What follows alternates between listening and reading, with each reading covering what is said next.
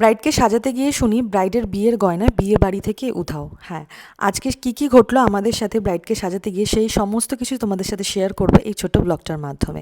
তো আজকের দিনটা ছিল 27শে নভেম্বর। আমার দুটো ক্লায়েন্ট থাকলেও আনফর্চুনেটলি একটা ক্লায়েন্ট বুকিং ক্যান্সেল হয়ে যায়। তো আমার আজকে একটা ক্লায়েন্টই ছিল। তো আমি এবং আমার অ্যাসিস্ট্যান্ট সময় মতো বেরিয়ে পড়ি ক্লায়েন্টের লোকেশনে যাওয়ার জন্য। তো সেখানে গিয়েই আমরা অনেকটা আগেই পৌঁছে গিয়েছিলাম টাইম অনুযায়ী। তো সেখানে গিয়ে দেখি এখনও ব্রাইডের গায়ে হলুদ শেষ হয়নি।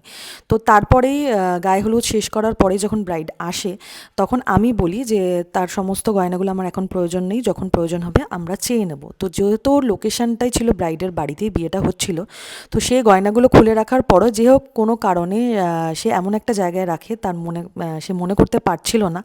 তো যাই হোক আমাদের খুবই টেনশন হয়ে যায়, বাড়ির লোক প্রচুর খোঁজাখুঁজি করতে থাকে এবং আমরা খোঁজাখুঁজি করতে থাকি। এই কারণেই আমরা বলি যে যেখানে আমরা সাজাই সেখানে অন্য কাউকে অ্যালাউ করি না, কারণ তাদের জিনিসগুলোর সাথে সাথে আমাদের নিজের জিনিসগুলো থাকে। অনিচ্ছাবশত কোনো কারণে যদি কোনো কিছু মিসপ্লেস হয়ে যায়, সেটা বড়ই বাজে লাগে শুনতে এবং সে ঘটনাটা খুবই বাজে ব্যাপার। যাই হোক, তো যথারীতি সেটা খুঁজে পাওয়া যায়, একটা টেবিলের নিচে পড়ে যায়। খুবই টেনশনের মধ্যে ছিল ব্রাইড এবং আমরাও সাথে সাথে, এবং তার বাড়ির লোকজনও, বিয়ে বলে কথা।